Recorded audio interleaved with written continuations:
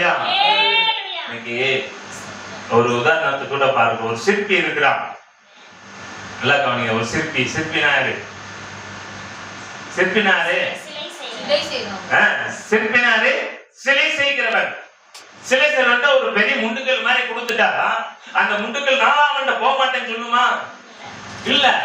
அந்த சிற்பி என்னெல்லாம் செய்யறானோ அந்த சிற்பி என்ன, அந்த சிற்பி என்னெல்லாம் அவன் செய்யறானோ அதுக்கெல்லாம் தான் வலிய பொறுத்துக்கிறோம். அந்த கல்லு அப்படித்தானே? அது பொறுத்துக்கிறோம். இங்கிட்டு குத்துவேன், இங்கிட்டு அடிப்பேன், முடிய வச்சு டமை ஐயோ அப்படின்றாலும் அவனை விட்டு போகுமா? போகாது. அப்படியே இருந்தா தான் அது தூக்கி எங்க இருக்க? ஒரு சிலையாக ஒரு உயர்ந்த இடத்துல உட்காரு. அல்லேலூயா. இப்ப நல்லா தெரிஞ்சுக்கோங்க. கர்த்தர் உங்க வாழ்க்கையில பாடுகள் சிற்பியை போலதான் கர்த்தர் உருவாக்குவதற்கு நீங்க ஆண்டவருக்கு ஒப்பு கொடுக்கணும். ஆண்டவரே என்னை முழுவதும் ஒப்பு கொடுக்கிறேன், நீங்க என்னை வளைந்திருங்க, உங்களுக்கு பிரியமான பாத்திரமாய் வளைந்திருங்க சொல்லி நாம் ஒப்பு கொடுக்கும் பொழுது கர்த்தர் நம்மை உயர்த்துவார். அல்லேலூயா. அல்லேலூயா. எப்படி ஒரு மண்பான அவன் போட்டு மிதிக்கிறான், கொய்யவன் மிதிச்சு தள்ளுறான், அடிக்கிறான். ஆனா அவன் விரும்பின சேர்ப்பு வர்ற வரைக்கும் உண்மையா இல்லையா? ஆனா அதுக்கு பிற்பாடு அடுப்புல சுடுவான். சுட்டோன்னு ஐயோ எரிதுன்னு கத்தும். ஆனாலும் அதை பொறுத்துக்கிட்டு இருந்தான், வலிய பொறுத்துக்கிட்டு இருந்தால அடுத்த ஒரு காலத்துல ஒரு வீட்டுல அழகான குருவியா இருந்துச்சு. அல்லேலூயா. அல்லேலூயா.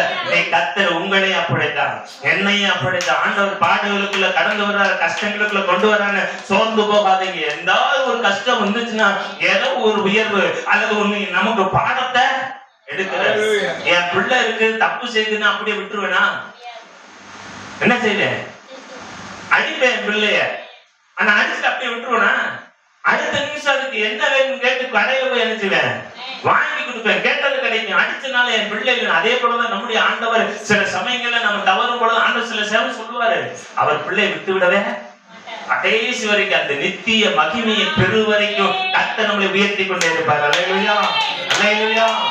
மூன்றாவது ஒரு காரியத்தை சொல்ல ஆசைப்படுகிறேன். தேவன் நம்மை இந்த வசனத்துல வாசிக்கிறோம், ஸ்திரப்படுத்தவும்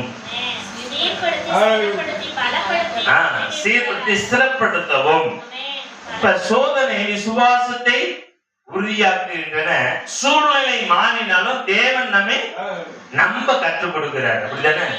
சூழ்நிலை மாறலாம், ஆனா அந்த மத்தியில தேவனை நம்ப வேதத்துல வாசிக்கிறேன். நான் வெளியே அவ்வளவு போட்டேன்னு சொல்றேன். தானியேலை குறித்து வாசிக்கிறோம். சாதாரண ஒரு யாரு தானியேல்? யாரு? ஒரு மனுஷன், ஒரு அடிமையா கொண்டு வந்த அந்த தேசத்துல அரண்மனையில வேலை பார்க்கறதுக்கு. அப்படி கொண்டு வந்தன அவன் என்ன செய்தான்? அவன் செய்த காரியம் என்ன? தானியேல் என்ன செய்தான்? 3 வேளையும் ஜெபித்தான். தேவனுடைய சமூகத்துல ஜெபிக்கிற ஒரு மனுஷன். நல்லா தெரிஞ்சுக்கோங்க. நீங்க அதிகமா ஆண்டவருக்கு பிரியமா இருக்கிறீங்கன்னா உங்களுக்கு சில நேரம் என்ன செய்யும்? உருவாக்குகிற நீங்க உங்கள்கிட்ட ஆண்டவர் இருக்கிறவங்க மற்றவன் தெரிஞ்சு கொள்ளணும். அதுக்கு என்ன செய்வாரு? உங்களை சில வழிகள்ல அவர் நடத்தி செல்லுகிறவராய் இருக்கிறார். அல்லேலூயா. எனக்கன்பானே பாருங்க, இந்த தானியேலை குறித்து வாசிக்கும் பொழுது தானியேல் என்ன செஞ்சாங்க? கூட இருந்தவங்களாம் சேர்ந்து என்னென்னமோ கண்டுபிடிச்சாங்க. அவன்கிட்ட தப்பு இருக்காங்க, அவன்கிட்ட கண்டுபிடிக்க முடியல. கடைசியில கண்டுபிடிச்சாங்க. ஒரு பெரிய பொருட்களை உண்டாக்கி பெரிய இதை வணங்க வேண்டும் சொல்லி வணங்கினாங்க. ஆனா தானியேல் சொல்லிட்டு நான் வணங்க மாட்டேன் அப்படி நின்றதுனால இவனை தூக்கி என்ன செஞ்சாங்க? சிங்க கையில போட்டாங்க. அந்த காலத்துல தண்டனைனா பெரிய கிணறு இருக்கும், அதுக்குள்ள சிங்கம் பசியா கிடக்குமா. தப்பு செய்யறவனை தூக்கி அதுல போட்டோம்னா அது என்ன செஞ்சிடும்? அடிச்சு சாப்பிட்டுரும். ஆனா அங்க என்ன செஞ்சாரு? தூக்கி போட்ட எல்லா சிங்கமும் வாயடைக்கிட்டு தானியேல் ஜெபம் பண்றான் பக்கத்துல. அது முழங்கால் ஏன் பசி அது அடக்க முடியல. ஆனால் மறுநாள் பாருங்க, காலையில தானியேலே ராஜா வந்து கேட்கிறாரு, உன் தேவன் உன்னை தப்புவிக்க வல்லவரான்னு கேட்டோமே. நாம் என் தேவன் தப்புவிக்க வல்லவர். தூக்கிட்டு அவனுக்கு விரோதமா இருந்த எதிரிகள் அத்தனை பேரும், அவங்க மட்டும் இல்லைங்க, அவன் குடும்பம், அவன் பிள்ளை எல்லாத்தையும் தூக்கி என்ன செஞ்சாங்க? சிங்கக்கவி. அப்ப சிங்கம் சாப்பிட்டுருச்சுன்னா அதுக்கு என்ன செஞ்சிருக்கேன்? 4 சிங்கம் இருக்கு. ஒரு மனுஷன் போட்டா எப்படிதான் கிடைச்சிருக்கு? கறி இப்படிதான் கிடைச்சிருக்கும். ஆனா இப்ப என்ன செஞ்சு கொடுக்க வச்சு சாப்பிடுறவளுக்கு அல்லேலூயா. அதே போலதான் நம்முடைய வாழ்க்கையில நீங்க தேவனுடைய சமூகத்துல இருக்கிற தானியேலை போலதான் நமக்கு பாடுகள் என்ன செஞ்சோம். சில நேரம் என்ன செய்யறாங்கன்னா ஆண்டவரை தேடி வந்துடுறாங்க, ஆண்டவர் தான் தேவை உடனே வந்துருவாங்க. சில பாடுகள் சொந்தக்காரன் சொல்லிட்டானா பிரேயருக்கு போகாதான் என்ன செஞ்சிருவாங்க,